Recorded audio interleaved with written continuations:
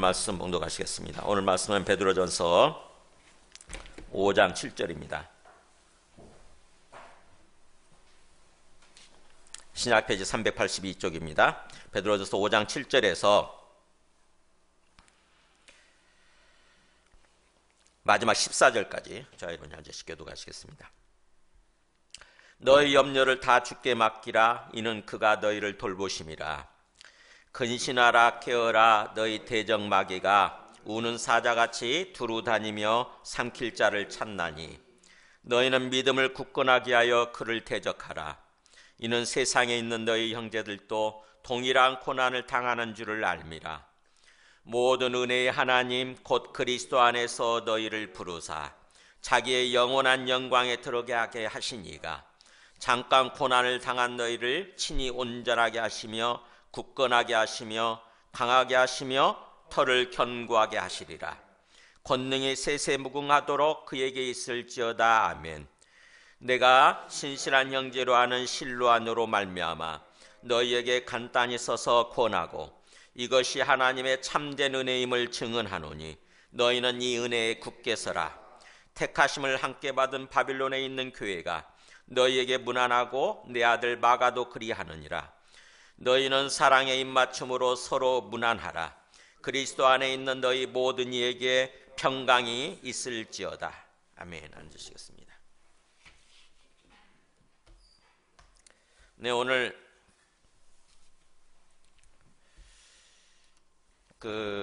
마지막 찬송을 아까 우리 했던 357장 주 믿는 사람이라 그걸로 하겠습니다. 예, 오늘 말씀은 베드로전서 마지막 말씀입니다.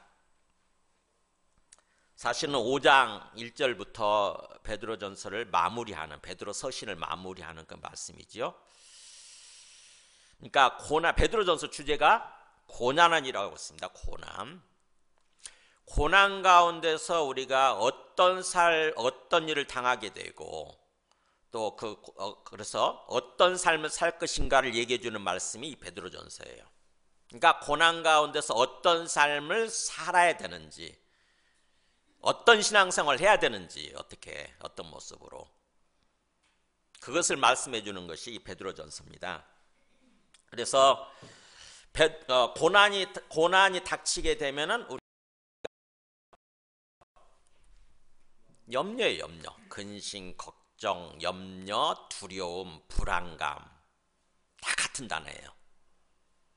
그 상황에 맞게 메림나라고 하는 그 단어인데 마음을 나누게 하는 거 그런 뜻이에요. 마음을 나누게 하는 거, 마음을 분리시키는 거, 원뜻이. 그거를 우리말로 염려 또는 그 상황에 맞게 또 걱정, 근심 이렇게 번역하기도 하고 어떤 그런 게 다 그렇게 번역합니다. 불안감, 두려움. 그러니까 고난을 당하게 되면은 우리 마음속에 염려가 찾아오잖아요. 고난이라고 하는 게 뭐 크게 생각할 거 없이 삶이 어려운 상황을 맞이하게 되는 거죠. 우리 가운데 어떤 그런 염려가 없는 사람이 있습니까? 고난이 없는 사람이 있습니까? 몸이 병이 걸리면 염려가 되죠? 걱정이 되죠? 몸이 어디가 아프면 그걸로 말미암아서 마음속이 힘들잖아요. 걱정이 되고 근심이 되고. 특별히 중병에 걸린 사람들은 굉장히 힘들죠? 그게 염려예요. 또 내가 하는 사업, 내가 하는 어떤 회사가 잘 안 된다. 회사가 부도위기에 몰려있다. 내가 하는 가게가 문 닫을 위기에 몰려있다. 그러면은 근심, 걱정, 염려가 찾아오죠. 그죠? 또 뭔가 경제적으로 어려움이 있으면, 직장생활 하면서도 경제적으로 어려움이 있으면 또 염려가 찾아오잖아요. 우리 학생들 같으면은 미래를 놓고 또 걱정하죠. 그죠? 미래. 공부를 잘해서 내가 원하는 대학에 들어가야 되는데 내 실력이 거기에 뭔가 못 미친다 생각이 들 때는 걱정이 되죠.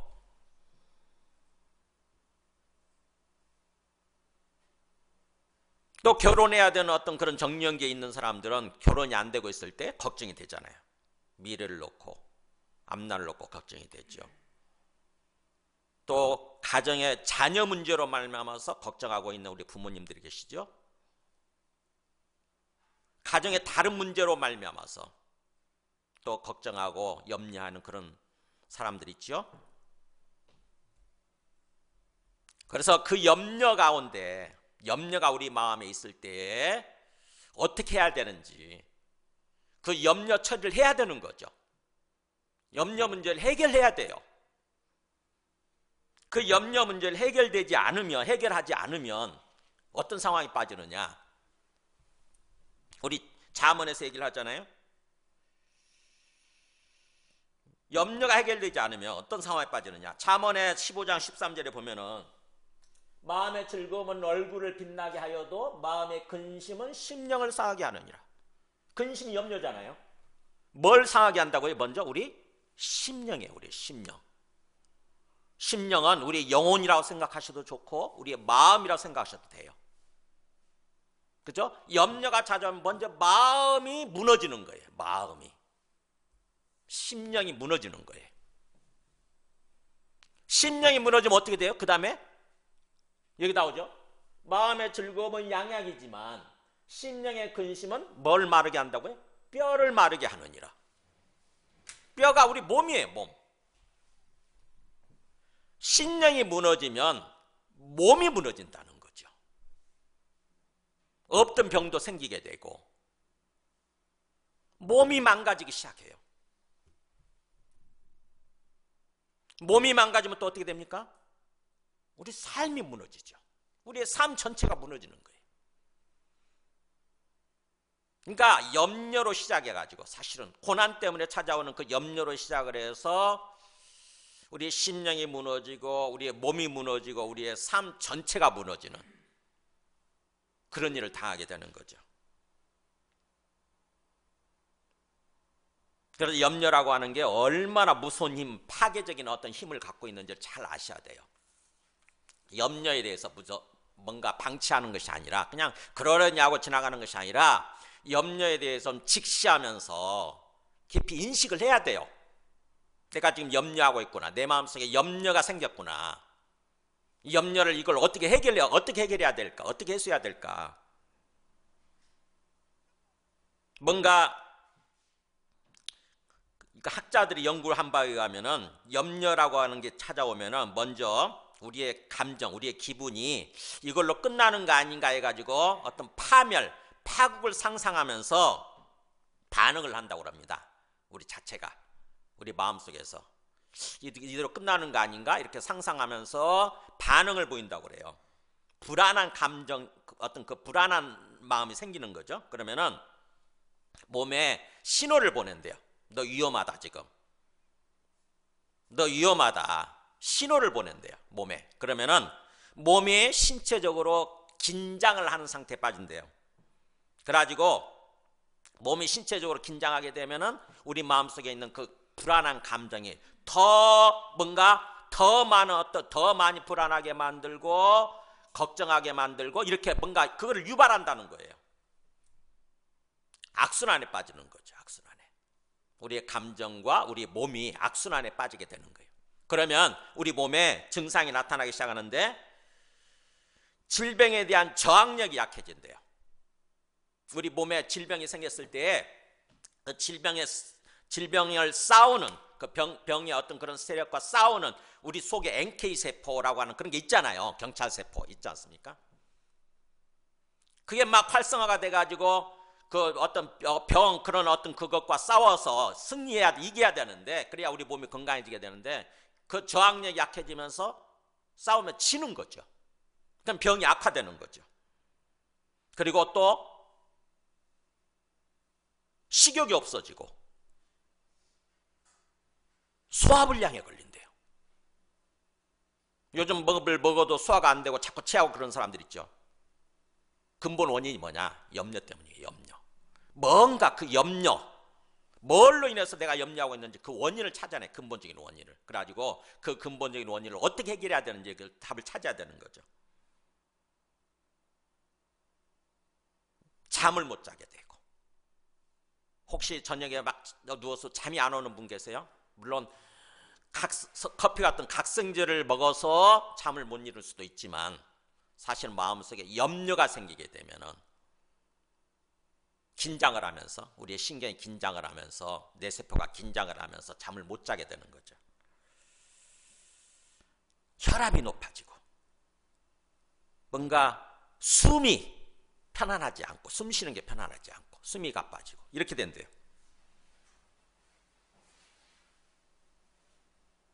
그러면서 염려의 가장 큰 어떤 그 문제는, 우리 오늘 말씀에도 나오지만 자칫하면 마귀의 먹잇감이 되는 거예요. 8절 나오죠? 너희 대적 마귀가 우는 사자같이, 으르렁거리는 사자같이 두루 다니면서 삼킬 자 없나? 라고 찾고 있다고 하잖아요.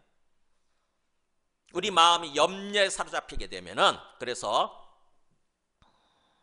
우리 마음이 멍해지는 거죠. 우리 정신이 멍해지는 거예요. 마치 초점을 잃은 어떤 그 눈처럼 멍한 모습으로 사는 거예요. 그러면 100% 마귀의 먹잇감이 되는 거예요. 마귀에게 삼키게 되는 거예요. 마귀에게 사로잡히게 되면 어떻게 합니까? 마귀에게 삼키게 되면 망하는 거죠. 완전히 망하는 거예요. 죽음이 시작되는 거예요. 죽음이. 파멸이 시작되는 거예요. 그래서 이 마귀의 먹잇감이 되지 않도록, 마귀에게 먹히지 않을 때까지, 막혀지지 않도록 이 염려 문제를 우리가 깨어있고 심각하게 생각을 하고 처리를 해야 되는 거예요.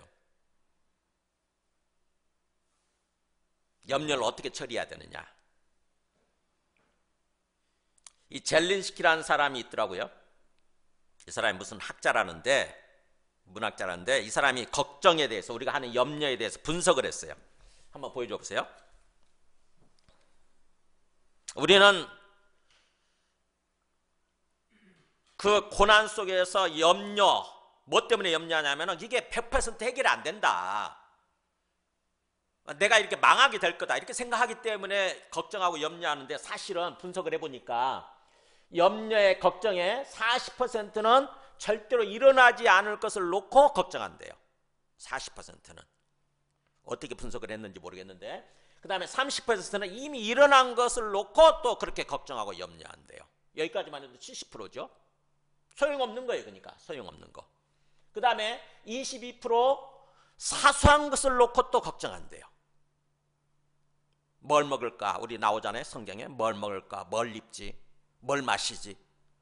사소한 것을 놓고 또 걱정하는 거예요. 아무 쓸데없는. 그 다음에 4%는 걱정해도 우리가 바꿀 수 없는, 우리 영역 밖에 있는, 우리의 능력 밖에 있는 것을 놓고 또 걱정한대요. 걱정해도 소용없는 것들이죠. 이것도. 여기까지 하면 96%예요. 96%. 그러니까 어떻게 보면은 96%는 아무 걱정해도, 아무 염려해도 소용없는, 필요 없는 것을 놓고 걱정하고 염려하는 거죠.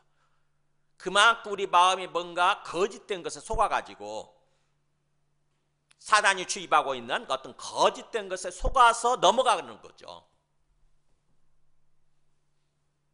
나머지 4%만이, 4%는 우리가 잘 생각하면, 지혜롭게 대처할 수 있는 그런 걸 놓고 염려한다는 거예요. 그러니까 4%도 어떻게 보면은 하나님 앞에서 잘 생각하고 또 하나님 뜻대로 기도하면 대처할 수 있는 그런 것들인 거죠.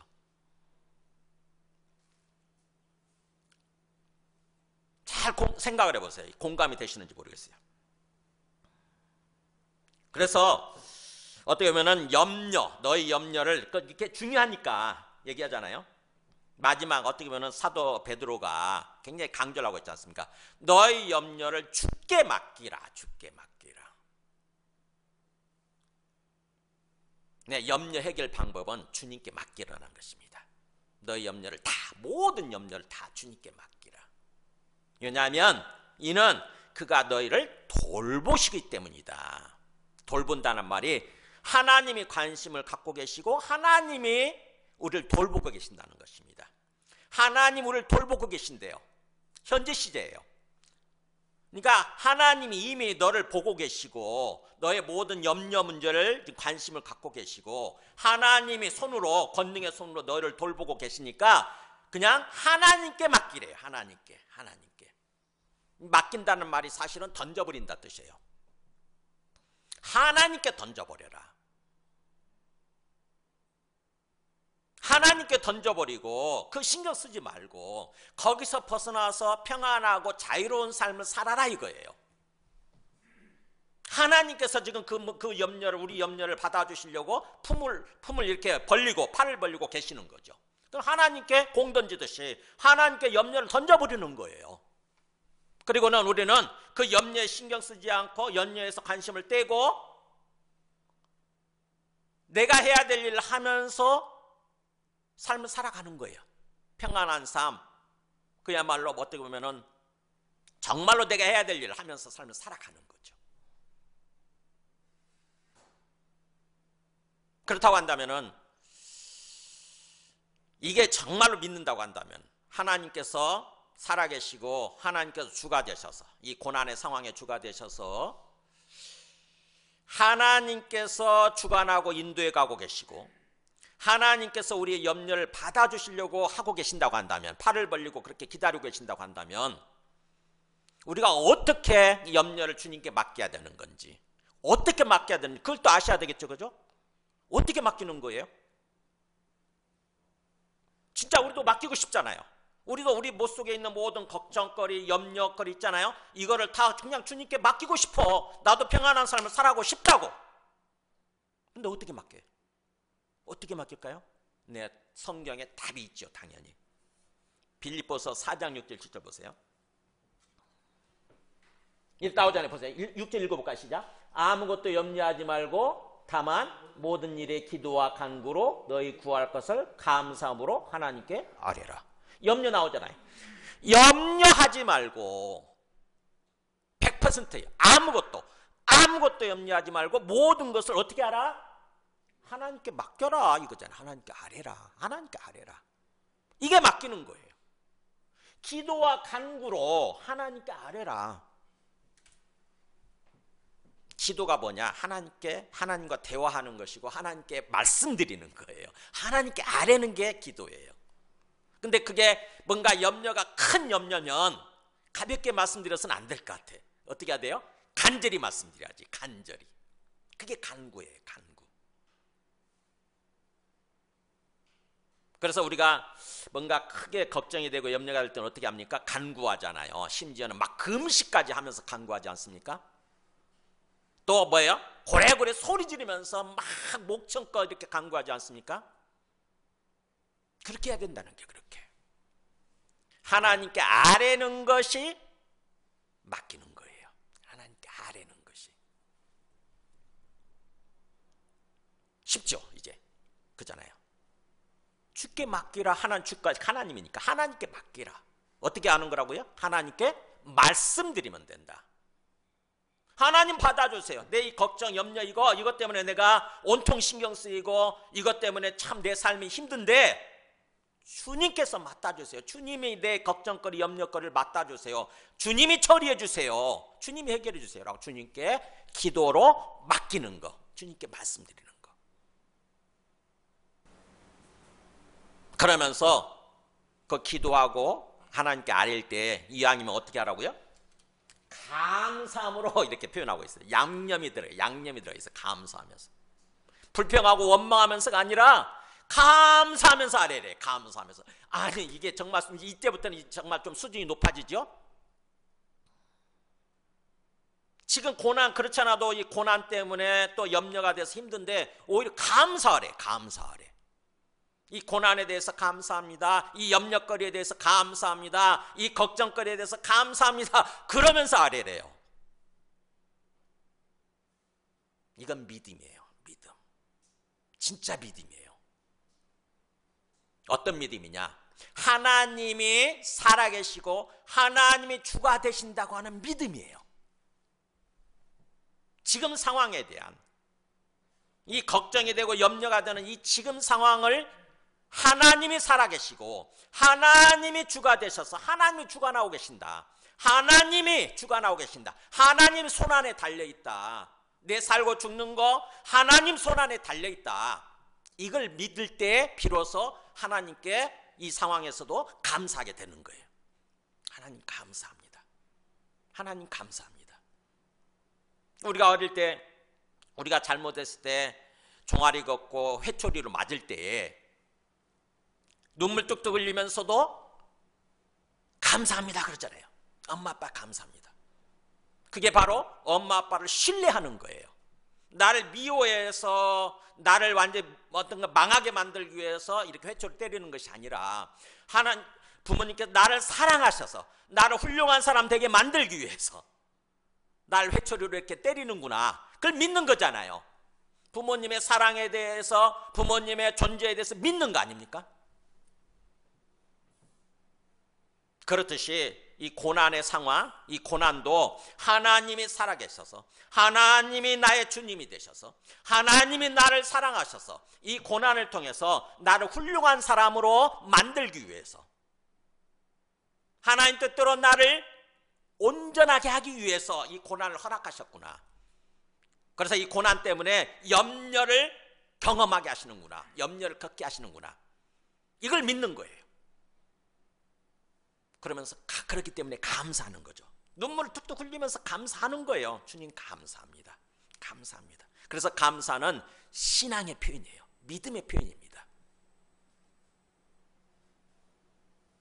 믿지 않으면, 믿음이 없으면 절대로 감사할 수 없어요.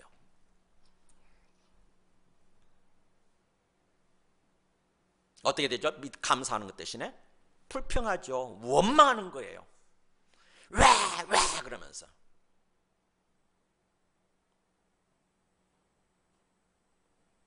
나에게 왜 그러는 거예요? 내가 이 고난을 겪어야 되는 거예요. 그러면서 막 대들고 불평하고 원망하게 돼 있는 거예요. 그게 불신앙의 표현이죠. 불신앙의 표현.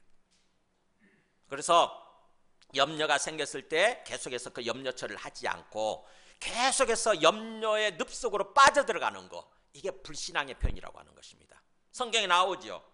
마태오 6장 31절 보면 염려는 불신앙이라고, 불신앙인들, 안 믿는 사람들이 하는 거다라고 하는 게 나오죠. 보세요.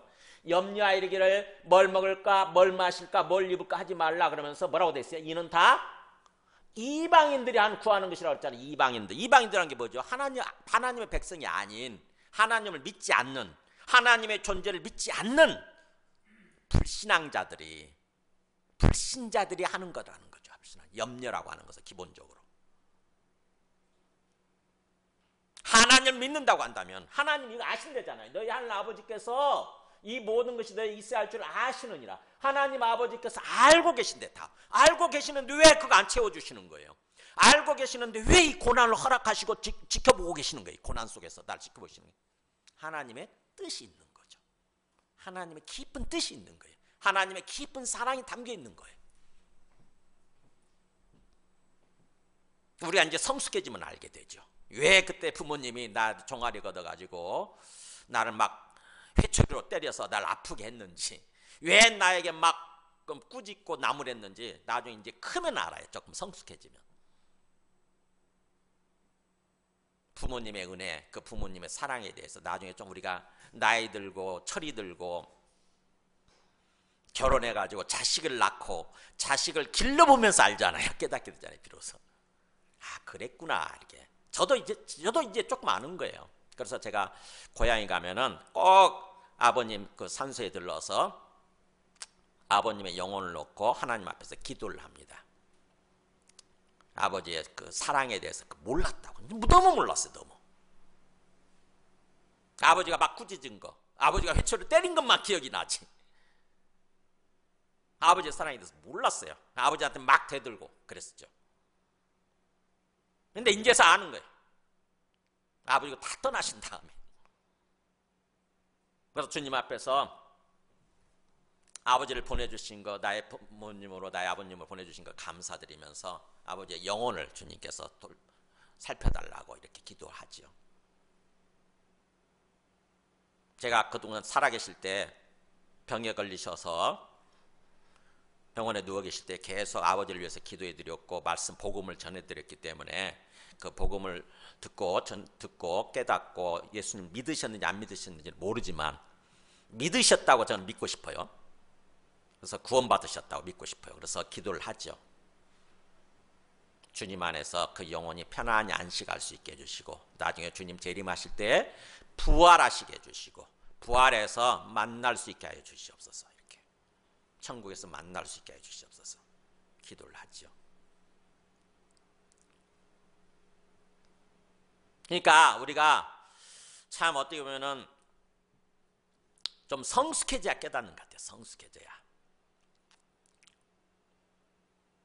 하나님께서는 우리한테 그 믿음을 원하십니다. 믿음. 진정으로 어렵지만 네 삶이 뭔가 이 고난 때문에 막 염려가 마음속에 있고 걱정이 되고 그래서 참 힘들지만 그럼에도 불구하고 내가 살아있고 내가 엄연히 살아있고 내가 너의 주인이 되어서 그걸 믿으라. 너의 모든 이 상황이 내 손 안에 있음을 믿으라 라고 하는 거잖아요.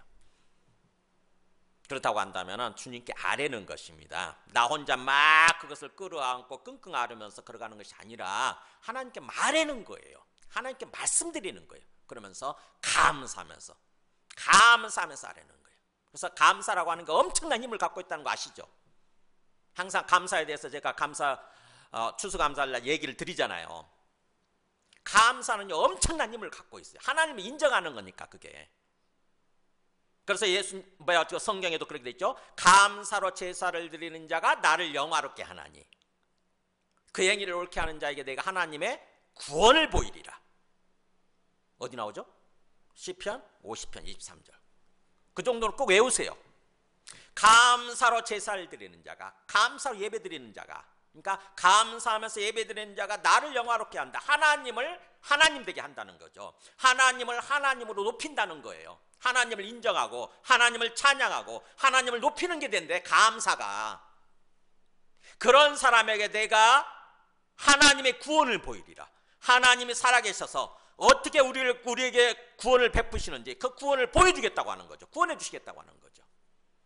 이 모든 상황에서 우리를 구출해 주시고 이 문제를 해결해 주시고 평안한 삶으로 기쁨의 삶으로 인도해 주시겠다는 거잖아요. 그러니까 감사가 엄청난 어떻게 보면 마법 같은 마치 신비로운 힘이 담겨 있는 거예요. 감사할 때. 그래서 모든 상황 속에서 한번 감사가 이렇게 그냥 습관적으로 한번 해보세요. 감사합니다. 힘들 때 불평이 터져 나오려고 그럴 때 입 꾹 닫고 대신에 하나님 감사합니다. 그럼에도 불구하고 하나님 감사합니다. 해보세요. 그럼에도 불구하고 하나님 감사합니다. 감사합니다. 감사합니다. 저는 이번 나라에 어려운 일이 있었을 때 감사하면서 기도를 했어요. 하나님 감사합니다. 힘들지만 그럼에도 불구하고 감사합니다. 이 상황을 통해서 모든 잘못된 것이 다 드러나게 하시고 악이 악으로 드러나게 하시고 하나님께서 이걸 해결하시기 위해서 이렇게 하시니 감사합니다. 이렇게 감사드렸어요. 감사. 정말 힘든 상황에서 앞이 안 보이는 캄캄한 상황에서 감사하면서 기도드렸어요. 감사합니다. 하나님 살아계심을 믿습니다. 하나님의 주가 되심을 믿습니다. 하나님의 이 상황의 주가 되심을 믿습니다. 감사하면서 하나님께 알려드렸다고요. 하나님께 맡겨드렸어요. 이 문제들을. 하나님께서 해결하여 주시옵소서. 하나님께서 해결하여 주시옵소서.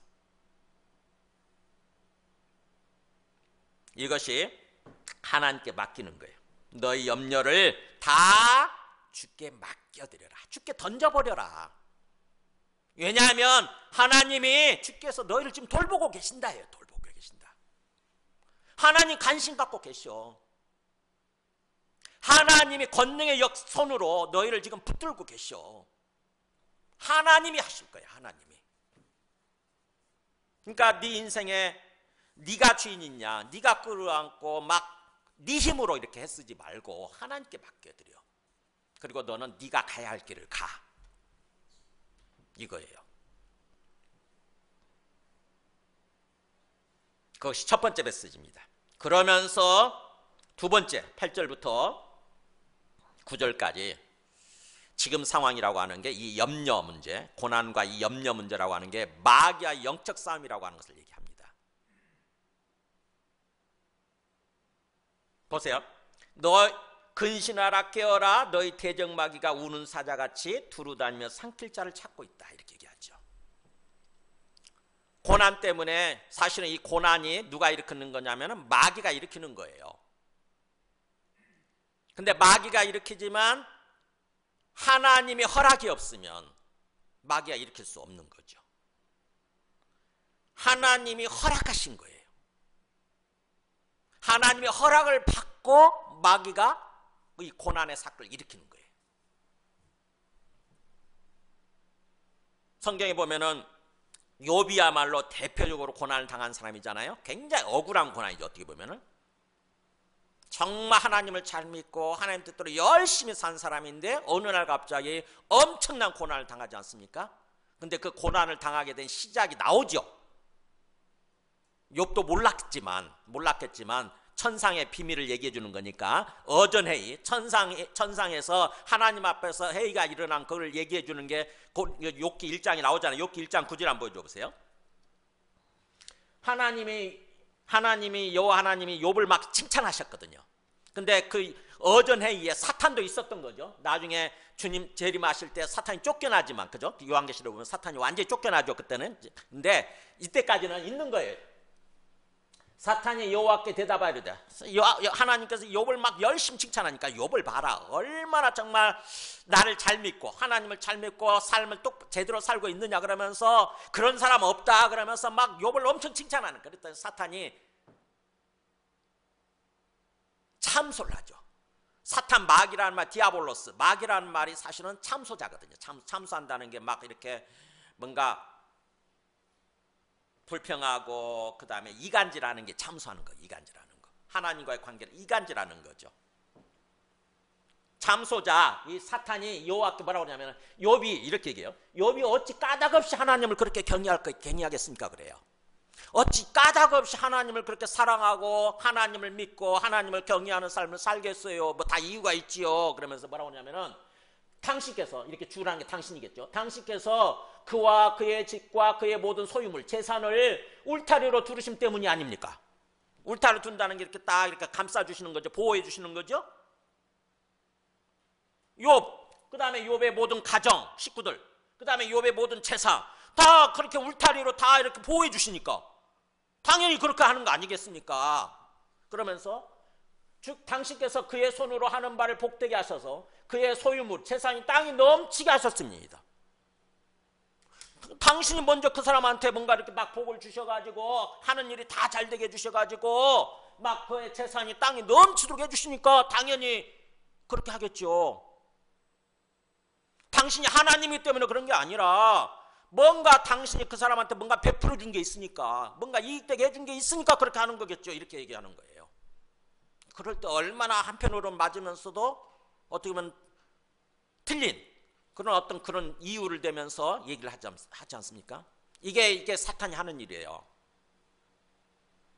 완전 100% 거짓말을 가지고 하는 것이 아니라 일부 사실인 거 있잖아요. 일부 사실인 걸 가지고 나머지 98%는 거짓된 것을 가지고 얘기를 하는 게 이 사탄의 모습이거든요.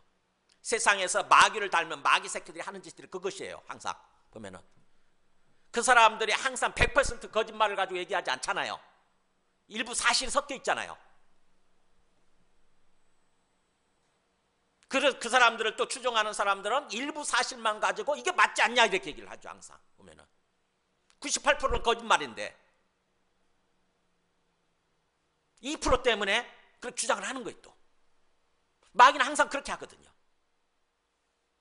일부 사실을 가지고 98% 거짓말을 섞어가지고 그렇게 얘기를 하는 거죠. 항상. 욥은 그러지 않았잖아요. 욥은 하나님이 나한테 복을 베풀어 주셨기 때문에 하나님 걸 경외하고 하나님을 믿고 그래서 삶을 살지 않았어요. 하나님 자체가 살아계시기 때문에, 하나님이 살아계신다, 하나님이 진짜로 살아계신다, 하나님이 나의 주인이다 라고 믿었기 때문에 하나님을 경외하는 삶을 살았거든요. 근데 그렇지 않다고 지금 사탄이 참소하는 게 꼬드기는 거예요. 이간질하는 거예요. 그랬더니 하나님이 그래, 네 말이 맞나 내 말이 맞나 한번 볼까 하고 하나님이 허락하세요. 한번 해보자. 하나님이 이렇게 허락하시잖아요.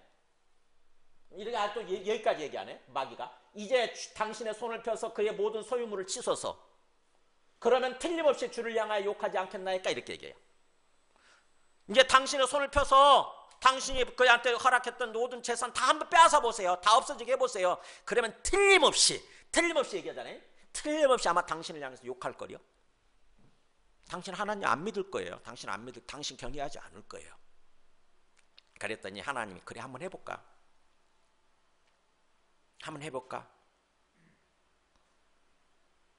이렇게 허락하세요. 여호와께서 사탄에게 이르시되 내가 그의 소유물을 다 네 손에 맡기노라 그렇잖아요. 그의 재산을 네 손에 맡기게 네 마음대로 한번 해봐 그럼. 그렇게 해서 고난이 일어나는 거예요. 욥한테. 하루아침에 다 잃잖아요. 하루아침에 재산 다 잃고 그걸로 안 되니까 욥이 또 마귀가 또 와서 참소를 하죠. 재산을 다 걷어갔는데도 불구하고 욥이 하나님을 경외하는 거예요.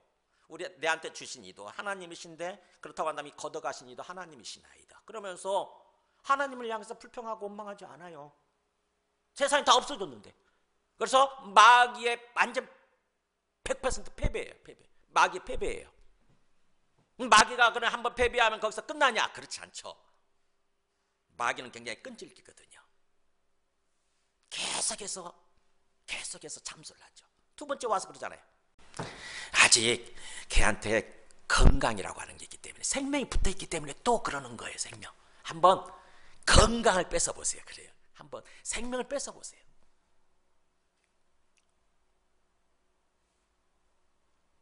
그랬더니 그래 한번 그러면 네가 한번 또 해봐라 그래요. 하나님 또 허락하세요. 그 대신에 완전히 죽이지는 말고, 완전히 죽으면은 그 신앙이 어떤 믿음인지 어떤 신앙인지 밝혀지지 않으니까 완전히 죽이지는 말고 건강을 완전히 뺏어봐라 그래요. 허락하신다고. 그래가지고 완전히 욥이 몸에 완전히 막 질병 온갖 또 종기들이 다 생겨나가지고 그야말로 죽지 못해서 사는 그런 생명의 모습이 되잖아요.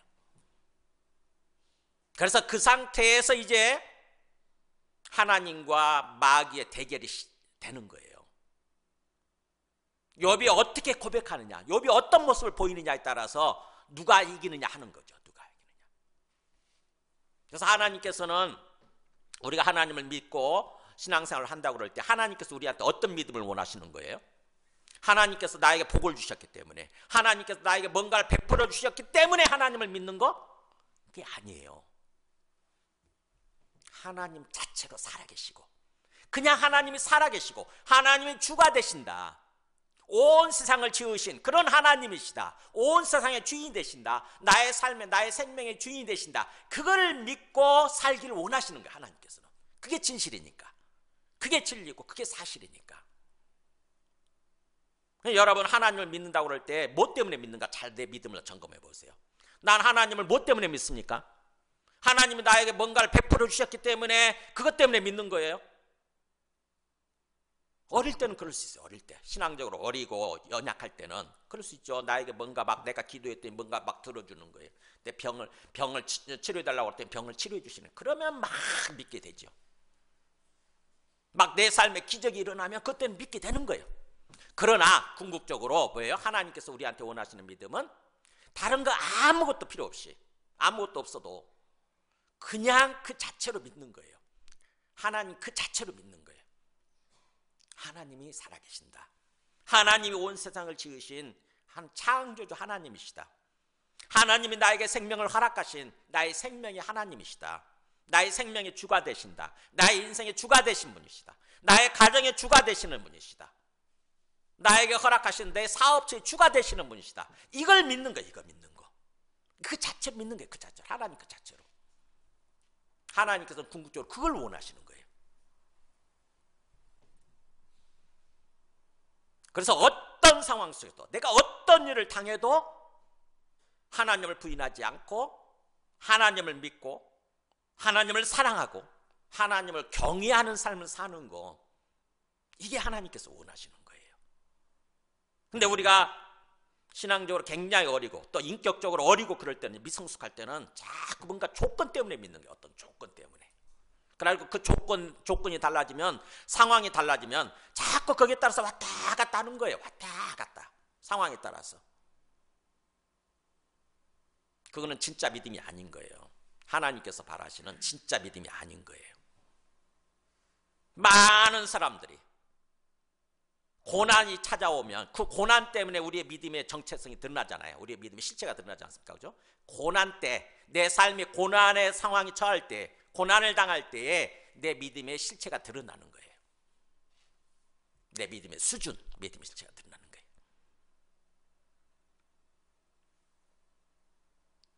그래서 이 마귀라고 하는 게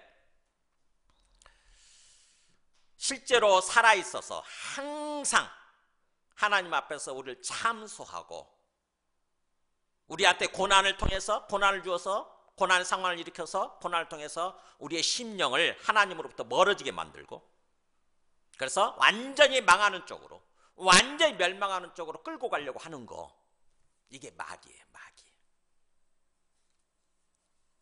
그렇지만 마귀를 한 번도 본 적 없죠, 그죠? 하나님도 본 적이 없지만 마귀도 본 적이 없어요. 마귀를 본 적이 없기 때문에 마귀의 실체에 대해서, 또 마귀의 실체에 대해서 우리가 자칫하게 되면은 인정하지 않고 그냥 순진하게 생각하면서 그렇게 살아가기 쉬워요. 뭐 마귀 어쨌다고? 그러면서 마귀에 대해 전혀 신경 쓰지 않는 거예요. 그래가지고는 결국에는 얼떨결에 마귀에게 삼킴바 돼버리는 거예요. 마귀의 먹이가 돼버리는 거예요. 우리 영혼을 빼앗기게 되는 거예요, 마귀한테. 그러면서 완전히 멸망으로 치닫는 거죠. 우리 보고 있잖아요, 지금 현재. 귀신을 섬기다 보니까 무당의 말을 듣고 귀신의 말을 따라서 살다 보니까 결국에는 완전히 마귀에게 밥이 돼가지고 자기도 완전히 멸망하고 자기 가정도 멸망하고 온 나라를 멸망케 만드는 그런 존재 있잖아요, 지금 현재. 보고 있잖아요. 마귀 밥이 된 거예요. 그러면서도 교회를 찾아갔고 뭔가 쇼를 하는 거지. 교회 가서 예배드리는 척하고 뭐 구약을 달달달 내온다고 얘기를 하고 완전 거짓말을 섞어가지고. 마귀 새끼들의 특징은 거짓말입니다. 거짓된 것입니다. 거짓된 거. 얼마나 거짓말이냐고요, 처음부터. 2% 정도는 진실이 있겠지만 98%는 거짓이에요, 거짓.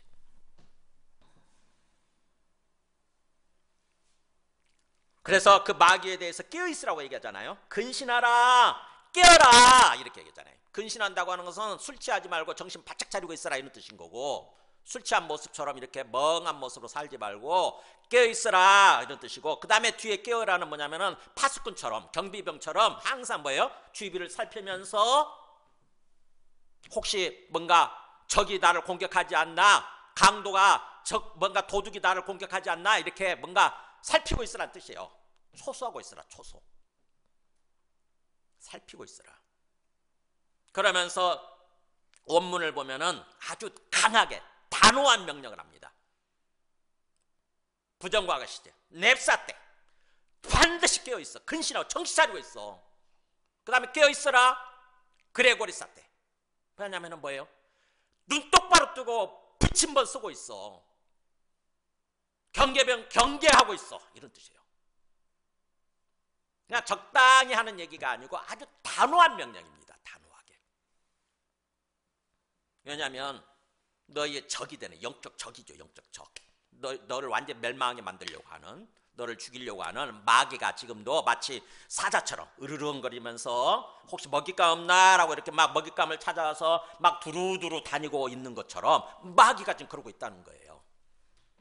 마귀가 먹잇감을 찾아서 두루두루 다니고 있다. 원래 주동사가 두루 다니고 있다는 뜻이에요. 두루 다니고 있다는 동사예요, 그게. 우리는 두루 다니며 이렇게 마치 삼킬 자를 찾고 있다는 말이 주동사처럼 이렇게 번역이 됐는데, 사실은 지금 두루 다니고 있어, 이런 뜻이에요. 네 주변에 지금 어슬렁거리고 있어. 너를 지금 삼키기 위해서 네 주변에 지금 어슬렁거리고 있다고. 지금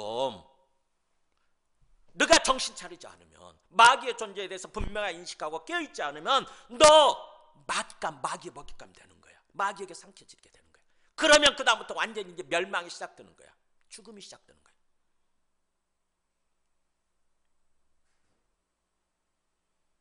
그러면 우리가 이렇게 마귀의 존재에 대해서 제대로 깨어있지 못하다가 당한 사람들이 성경에 많이 나오죠. 그죠? 대표적인 사람이 우리 최초 조사 하와예요. 하와. 아담과 하와 그럴 때 하와가 뭐 그렇잖아요. 하와가 깨어있지 못하다가 마귀의 존재에 대해서 깨어있지 못하다가 마귀밥이 돼버리잖아요. 그죠? 완전 마귀밥이 돼버리잖아요. 잘못된 조상을 둔 덕분에 우리도 지금 그렇게 돼 있고. 반면에 예수님은 마귀의 존재에 대해서 계속 깨어있으시면서 싸우시죠. 그죠? 예수님이 세례받으시고 나서 그 다음에 첫 번째로 한 게 뭐예요? 마귀와의 싸움이었거든요. 마귀가 아니나 다를까 바로 그 시기에 딱 찾아오잖아요. 마귀 찾아와가지고 온갖 유혹을 하지 않습니까?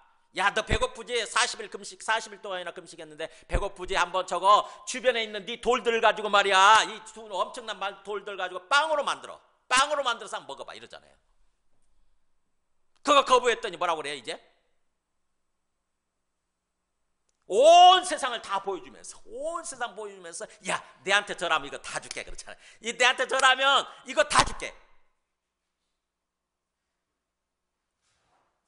우리가 얼마나 그렇잖아요.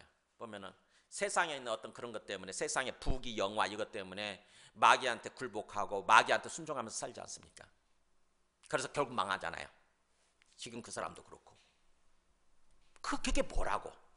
한 줌의 권력, 5년짜리 권력이 그게 뭐라고? 그것 때문에 마귀한테 절하고 마귀한테 굴복하는 바람에 결국 마귀 밥이 돼가지고.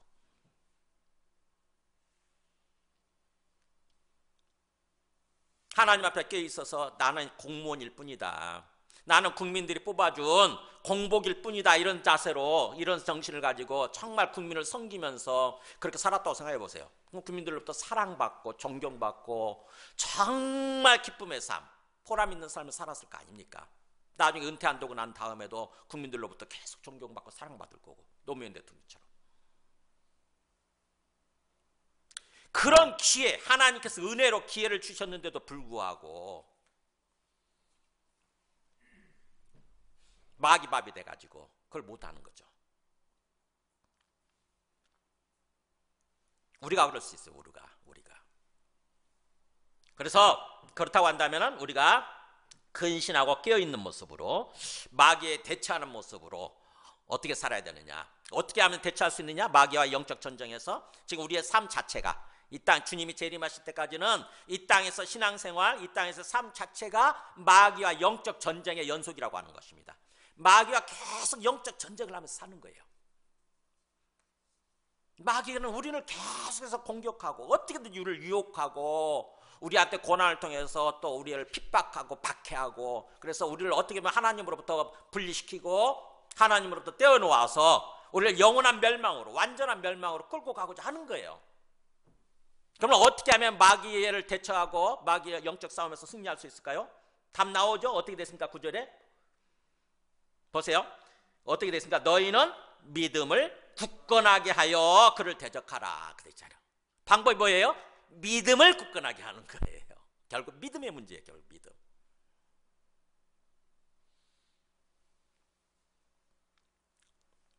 믿음이 뭐겠어요? 성경에서 말씀하는 믿음이 뭡니까? 하나님이 살아계시고 주가 되신다고 하는 믿음이에요. 그걸 믿는 거예요. 하나님이 살아계신다. 마귀도 살아있지만 하나님이 살아계셔. 마귀를 능가하는, 마귀를 압도하는 하나님이 살아계시고 그 하나님이 주님이 되신다. 그 하나님이 나의 생명의 주인, 이 삶의 이 상황의 주인이 되신다. 그 하나님을 믿고 하나님을 의지하는 거예요. 하나님께 말씀드리고 하나님을 의지하는 거예요. 그 믿음이에요. 믿음.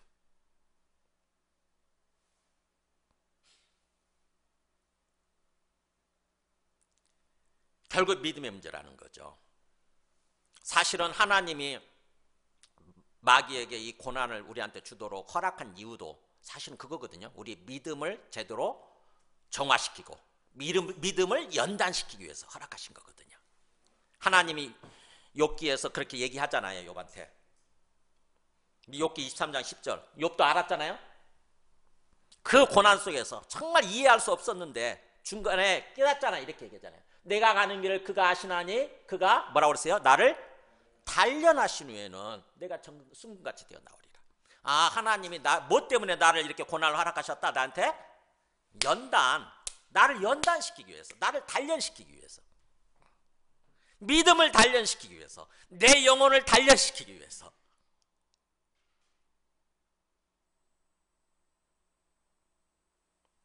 우리 베드로전서 4장 12절에서도 그 얘기 했잖아요. 보세요. 뭐라고 했어요? 4장 12절에 사랑하는 자들아 너희를 뭐라고 돼 있어요? 4장 12절 읽어볼까? 시작. 사랑하는 자들아 너희를 연단하려고 오는 불시험을 그랬잖아요. 연단이에요. 연단. 하나님이 왜 허락하셨느냐? 기본적으로 마귀가 일으키는 게 맞아요. 마귀가 이 고난 이걸 일으키는 건 맞는데, 그러나 하나님의 허락하심을 받고 하나님의 허락을 받고 해요. 근데 하나님이 허락하신 이유는 뭐예요? 목적은 우리를 연단시키기 위해서, 우리의 믿음을 연단시키기 위해서, 우리의 영혼을 연단시키기 위해서 하는 거예요.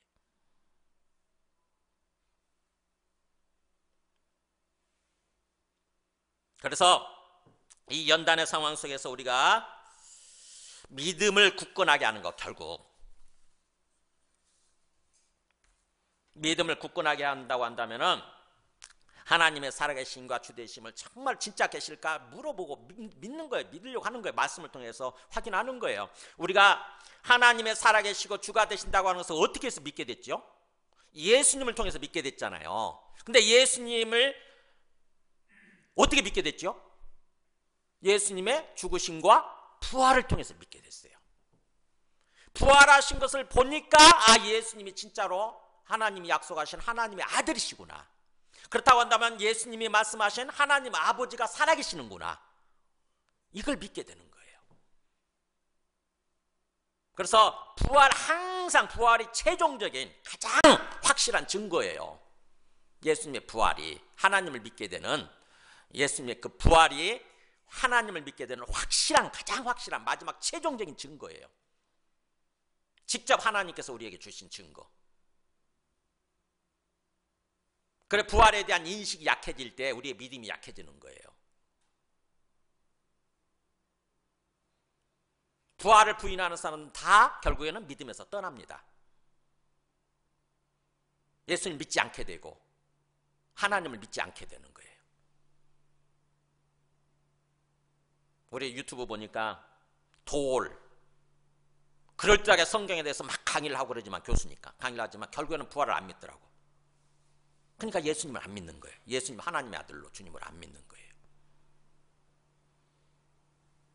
심지어는 서초동 사랑의 교회 내가 사랑하는 옥하는 목사님의 아들도 마찬가지더라고. 교회를 개혁해야 된다고 막 그렇게 주장을 했었는데 최근에 보니까는 자기 예수님이 안 믿는다고 주장을 하는 거예요. 보니까는 부활은 거짓말을 하는 거예요. 그러니까 결국 부활을 부정하게 되면 예수님을 믿지 않게 되고, 믿을 수가 없지. 예수님을 믿지 않게 되고 하나님의 아들로 믿어야 되는데 안 믿어지는 거죠. 그렇게 되면 뭐예요? 예수님을 하나님의 아들로 안 믿는데 하나님 아버지를 어떻게 믿겠어요? 결국 믿음이 없어지는 거예요. 결국 구원받지 못하는 거예요.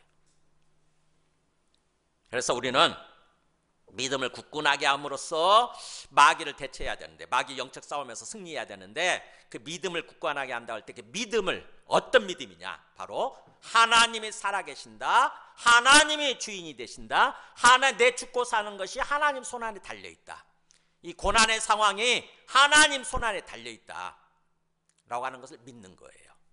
하나님이 살아계시고 주가 되심을 믿는 거. 그러면서 그렇게 믿는다고 한다면 하나님 앞에 나가서 기도하는 거죠. 그래서 우리 히브리서 4장 14절에도 나오죠. 답이 나옵니다. 이렇게 나오잖아요. 우리에게 큰 대제사장이 계시니 승천하시니 곧 하나님의 아들 예수시라 하잖아요. 우리를 위해서 중보 역할을 하시는 제사장이 계신다. 하나님 앞에서 하나님과 우리 사이를 중간 역할을 하시는, 중보자 역할을 하시는 그 대제사장이 계신다. 근데 그분이 바로 누구냐? 이 땅에서 오셨다가 죽으시고 부활하시고 승천하셔서 하나님 우편에서 계시는 바로 예수님이다 그러잖아요. 그 예수님은 하나님의 아들이시다 얘기했잖아요. 하나님의 아들이신 예수님이 대제사장으로서 우리한테 계신다. 우리가 믿는 도리를 굳게 잡을지다 그러잖아요. 이거를 믿는 건데 이 믿는 도리를 굳게 잡으라. 믿음을 굳건하게 하라는 거죠. 이거. 예수님이 하나님의 아들이신 이 땅에 오셨다가 죽으시고 부활하셔서 지금 하나님 우편에 계신다. 그분이 중간 역할, 중보자 역할을 하고 계신다는 거죠. 대제사장 역할을 하고 계신다는 것입니다. 그렇다고 한다면 보세요. 우리에게 있는 그 대제사장은 우리의 연약함을 동정하지 못하실 리가 아니요 모든 일에 우리와 똑같이 시험을 받으신 이로되 죄는 없으시니라. 우리가 그분 앞에 나아가는데 뭔가 우리한테 격려가 되고 힘이 되는 게 뭐예요? 그분은 우리의 연약함에 대해서 다 아시고 동정해 주시는 분이라는 것입니다. 동정이 한마음이 돼 주시는 거잖아요. 그죠? 너 힘들구나. 우리의 연약함에 대해 아시고 불쌍히 여기시면서 긍휼하게 여겨주시는 분, 불쌍히 여겨주시는 분, 그런 분이라는 거예요. 그러면서 그분이 어떻게 해서 그렇게 아느냐? 우리와 똑같이 시험을 받으신 분이라는 것입니다. 이 땅에 인간의 모습으로 오셔서 인간이 겪을 수 있는 고난을 다 겪으신 거예요. 예수님도. 그렇기 때문에 우리가 어떤 고난을 당할 때, 그 고난 때문에 힘들어할 때 주님은 아시는 거예요. 우리의 마음을 아시는 거죠. 절절히 아시는 거죠. 직접 경험하셨으니까. 우리가 힘들 때 누구한테 가서 얘기를 하냐고요. 나와 똑같은 경험을 한 사람들, 그 사람들한테 찾아가지 않습니까? 그 사람 누구보다도 나를 알아줄 것 같으니까. 근데 예수님이 바로 그런 분이시래요. 이 땅에 오셔서 우리와 똑같이 다 시험을 받아보셨대요. 고난을 겪으셨대. 사실 우리보다 더 훨씬 하셨죠. 훨씬 더 겪으셨죠. 그렇기 때문에 우리가 그거를 겪을 때, 그래서 힘들어할 때 우리 마음을 아신다는 거죠. 그렇다고 한다면 뭐예요? 우리가 주님 앞에 나가서 어떻게 해야 됩니까? 그러므로 우리는, 같이 읽어볼까요? 그러므로 우리는 긍휼하심을 받고 때를 따라 돕는 은혜를 얻기 위하여 은혜의 보좌 앞에 담대히 나아갈 것이니라. 은혜의 보좌 앞에 은혜를 베풀어 주시는 하나님 앞이죠. 하나님 앞에, 예수님 앞에 담대하게, 확신 있게, 그런 뜻이에요. 확신 있게 나아가라. 의심하지 말고, 쭈삣쭈삣 하지 말고 확신 있게 나아가라. 뭐 하라는 거예요? 나가서 기도하라는 거죠. 말씀드려라. 기도하라. 그러면 그분이 우리를 긍휼히 여겨주시고 때에 맞게 도와주신다는 거죠. 때에 맞는, 때를 따라 돕는 은혜를 얻기 위해서 때에 맞게 도와주신대. 우리 상황에 맞게 도우심을 베풀어 주신다는 거죠. 그게 바로 믿음을 굳건하게 하는 거예요. 이게 9절의 얘기는 바로 이 말씀이에요. 그리고 또 우리가 힘을 내야 되는 게, 이는 세상에 있는 너희 형제들도 동일한 고난을 당하는 줄을 알미라. 뭐예요? 우리 혼자 그러고 있다는 게 아닙니다. 우리 혼자 그러고 있다는 게 아니라는 거예요. 우리 혼자 고난을 당하고 우리 혼자 그 고난에 맞서 싸우고 마귀한테 맞서 싸우고 그런 게 아니라는 거예요. 나 외에 수많은 사람들이 있다는 거죠. 수많은 우리 믿음의 동료, 믿음의 전우들이 있다고 하는 거예요. 그 사람들도 똑같이 고난을 당하면서 마귀를 향해서 그래 싸우고 있다고 하는 것입니다. 나 혼자가 아니라는 거죠. 그러니까 우리 애롭지 않다는 거예요. 예수 믿는 모든 사람들이 다 동일한 고난을 당하고 있는 거죠. 하나님이 허락하셔서. 나 혼자가 아니라는 사실이 얼마나 감사합니까? 그잖아요. 우리가 뭔가 악에 맞서서 싸우고 막 데모할 때 나 혼자 한다고 생각해 보세요. 얼마나 힘들겠어요. 근데 막 수백만 명이 그렇게 하고 있다고 그러면 힘나잖아요. 시위를 해도 막 축제처럼 해버리잖아요. 축제처럼. 그냥 세계에서 놀래잖아. 힘을 내라는 거야. 힘을 내라. 너 혼자 아니다. 절대로. 수많은 사람들이 있다는 거죠. 수많은 사람들이.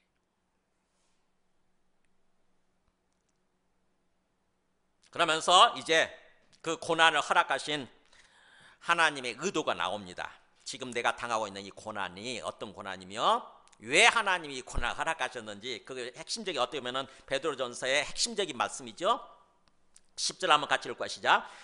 모든 은혜의 하나님 곧 그리스도 안에서 너희를 부르사 자기의 영원한 영광에 들어게 하시니가 잠깐 고난을 당한 너희를 친히 온전하게 하시며 굳건하게 하시며 강하게 하시며 털을 견고하게 하시리라. 여기 나오네. 여기. 그죠?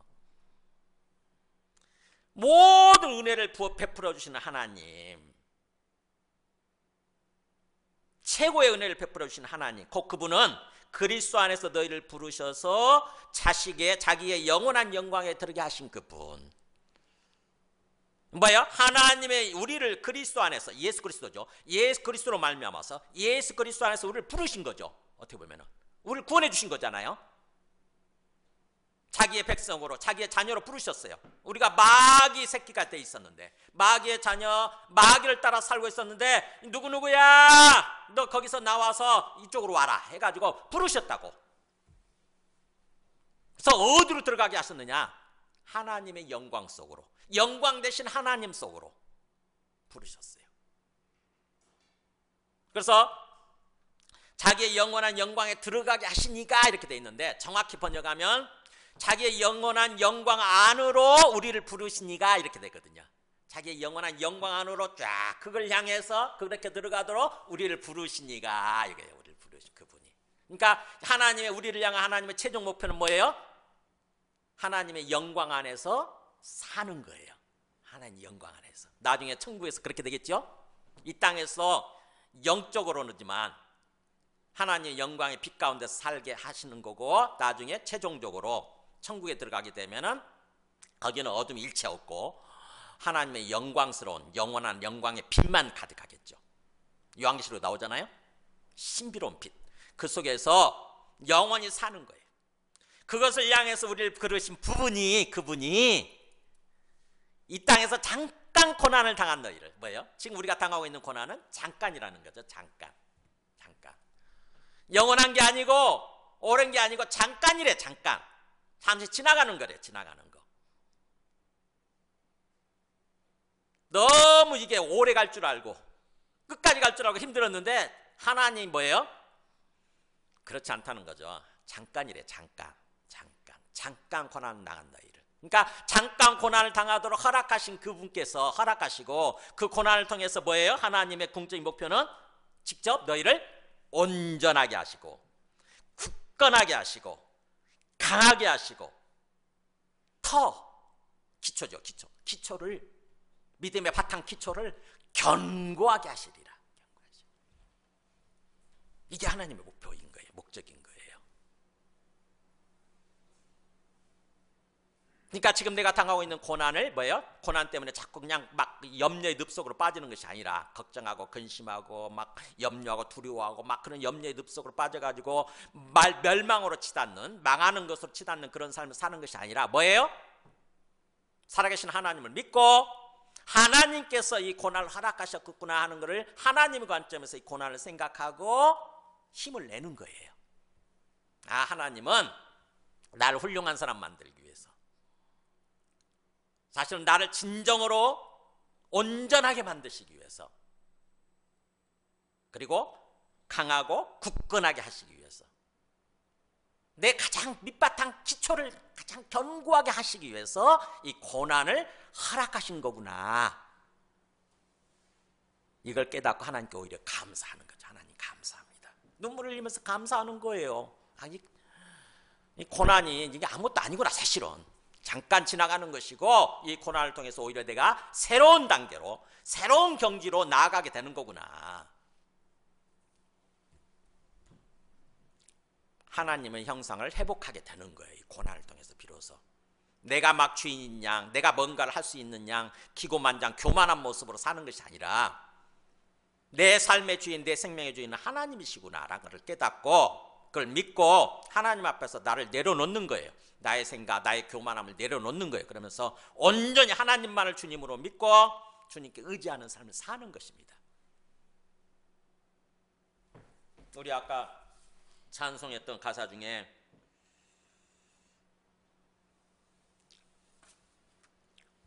믿음이 이기네 그랬잖아요. 주 예수 믿는 힘으로 온 세상 이기네. 온 세상이라고 하는 게 마귀가 이끌어가는 세상이죠. 마귀와의 싸움이에요. 마귀와의 싸움에서 영적 전쟁에서 이기게 되네. 뭘 믿을 때? 주 예수 믿는 힘으로. 예수님이 주님이라고 믿는 그 힘으로. 주님 대신 예수를 믿는 힘으로. 다른 것을 주님으로 믿는 게 아니라 오직 예수님을 주님으로 믿을 때 그 능력, 그 힘으로 마귀와의 싸움에서 승리하게 된다고 하는 거죠. 자, 말씀을 정리합니다. 이 베드로도 다 거기까지 그렇게, 그래서 권능이, 능력이죠. 능력, 권한, 권능이 세세분가하도록 그에게 있을지어다.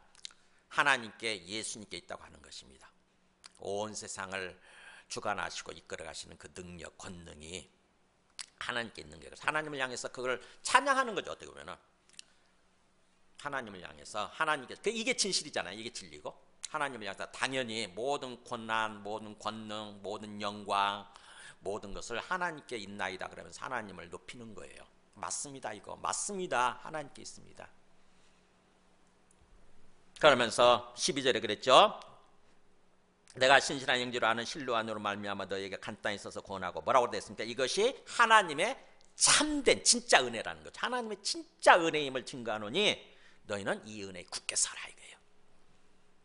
내가 지금까지 말한 이 베드로전서 말씀이에요. 전체 이게 하나님의 진짜, 너희들에게 베풀어 하나님의 진짜 참된 은혜다. 하나님이 너희에게 베풀어 주신 은혜다. 은혜, 하나님의 은혜이고 사랑이다.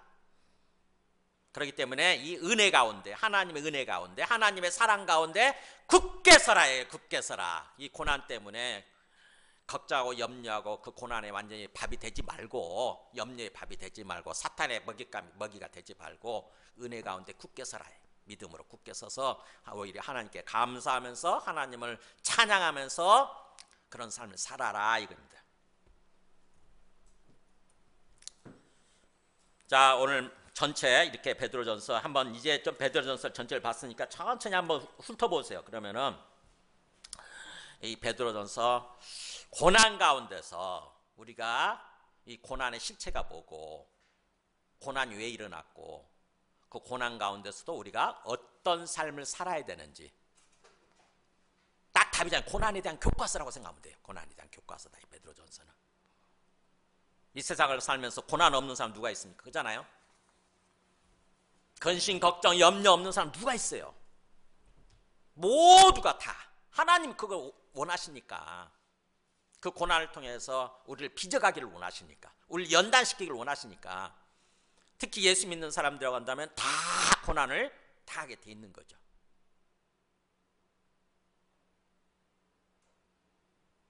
예수님을 더 사랑하는 마음이 클수록 고난이 조금 커지는 것 같긴 해요. 그래서 이 베드로전서를 다시 한번 찬찬히 읽으시면서, 이렇구나, 내가 지금 당하고 있는 고난이 이게 정말 절대적이고, 그래서 이게 끝까지 갈 거라고 생각을 하고, 그것 때문에 내 마음이 무너져 내리고 막 그랬고 힘들었는데, 그렇구나, 이게 잠깐이구나. 잠깐이고 하나님의 사랑의 회초리구나. 어떻게 보면 하나님의 사랑의 회초리, 하나님의 사랑의 수단이구나, 도구였구나.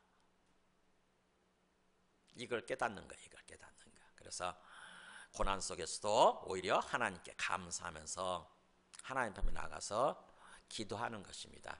하나님 감사합니다. 이 고난을 허락해 주셔서 감사합니다. 이 고난을 통해서 나를 빚어가게 하시니, 빚어주시니 감사합니다 하면서 기도하는 거예요. 그럴 때 그 고난이, 시간이 빨리 끝납니다. 감사하는 수준까지 갔을 때 고난이 빨리 끝나요. 생각해 보세요. 부모님이 아이 잘못했다고 종아리 걷어가지고 종아리에 해초를 때리는데 아이가 눈물을 흘리면서 엄마 아빠 감사해요, 저를 때려주셔서 감사해요, 그러는데 계속 더 때리는 부모가 어디 있어요? 이미 다 목표가 성취가 됐는데.